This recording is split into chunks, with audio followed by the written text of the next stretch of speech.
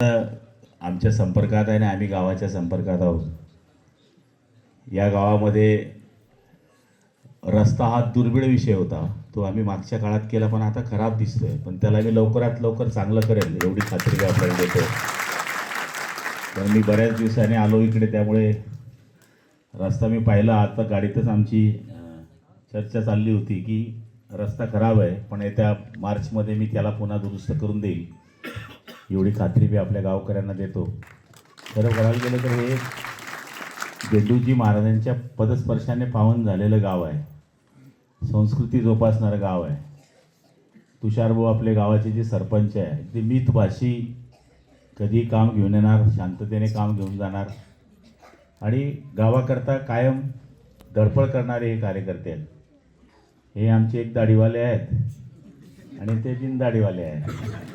ही जी जोडी आहे, आणि विशेष म्हणजे महिला फार ॲक्टिव्ह इथल्या. ज्या गावामधल्या महिला ॲक्टिव्ह आहे त्या गावाची प्रगती 100% आहे असं मी मानणारा कार्यकर्ता आहे. आज या गावामध्ये आपण स्मशानभूमीलाकडे जाणारा जो रस्ता होता तो आपण आता मंजूर केलेला आहे. तो रस्ता पूर्ण होईल. गावात एक अंतर्गत काँक्रिटीकरणाची मागणी होती, ती पण आपण पूर्ण केलेली आहे. त्याचं पण काम पूर्ण होईल.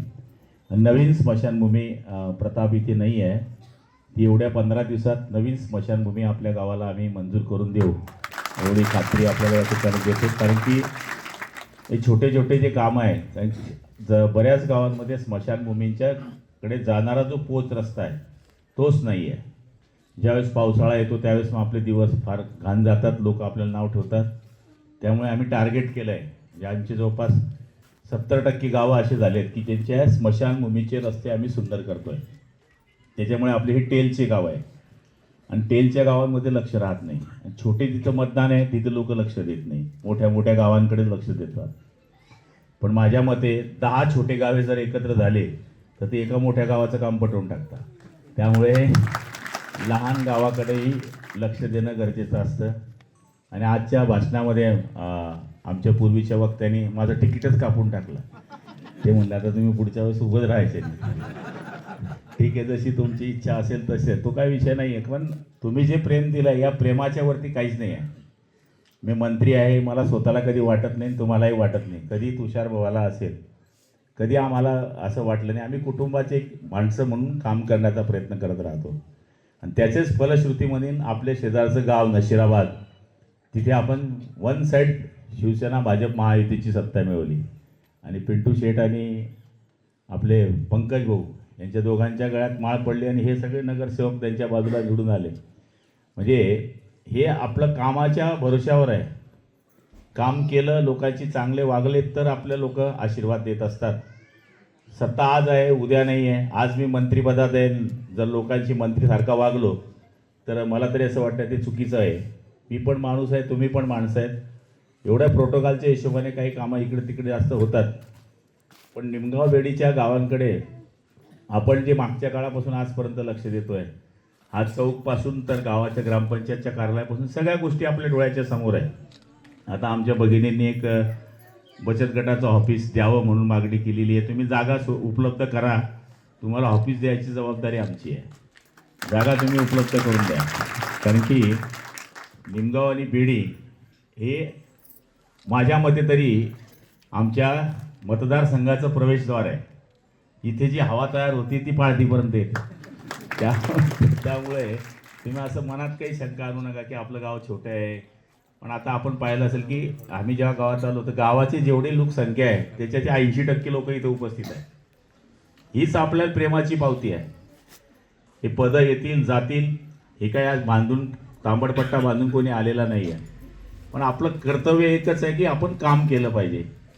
आणि तुम्ही महिलांचं तर इथे ग्रामसेवक महिला, आता PI सुद्धा महिला येऊन गेल्या. आता अशी परिस्थिती, तुमचंच राज्य चाललं आहे सगळं.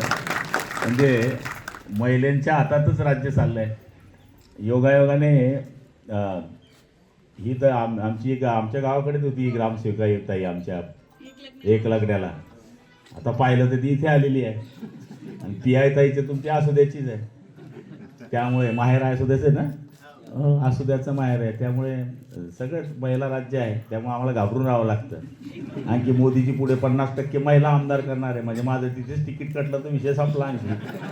त्यामुळे 50% जो महिलांना अधिकार आहे त्याच्यावर केंद्र सरकारापासून तर राज्य सरकारपर्यंत सगळे लक्ष देत आहेत. आपण बचत गटाच्या मार्फत आता वेगवेगळ्या योजना राबवतो आहे. त्याच्यामध्ये सुद्धा मी बचत गटाच्या महिलांना सांगेल की आपल्या आपसात पैसे वाटण्यापुरता बचत गट मर्यादित ठेवू नका. त्याच्यापासून आपल्याला काही करता येतं का?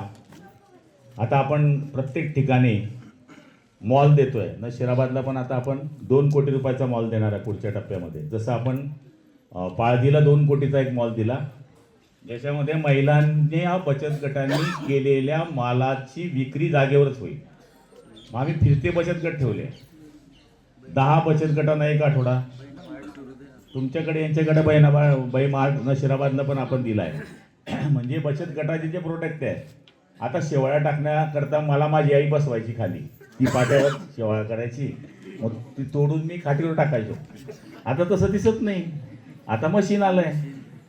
पुरणाच्या पोळ्या ते खोटेनगरच्या त्या बोगद्याच्या खाली 80 रुपयाची एक विकत आहे. म्हणजे ही परिस्थिती आहे. जे आहे ते आहे. म्हणजे बचत गटाच्या महिलांना वेगळे वेगळे प्रोडक्ट करण्याकरता आता आपण एक खाऊ गल्ली तयार केली आहे.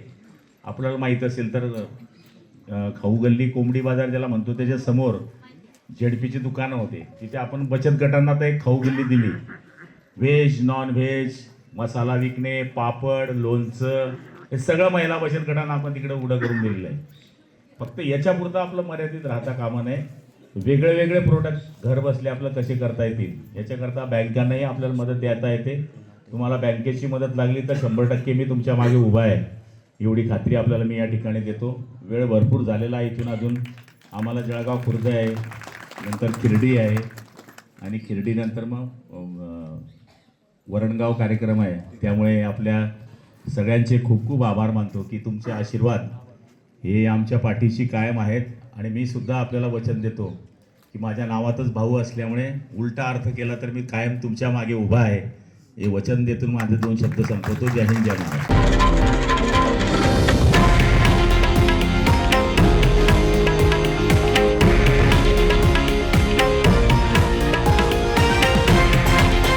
हे आहे देशातील नंबर 1 न्यूज नेटवर्क आणि आपण पाहत आहात TV9 मराठी, एकमेव.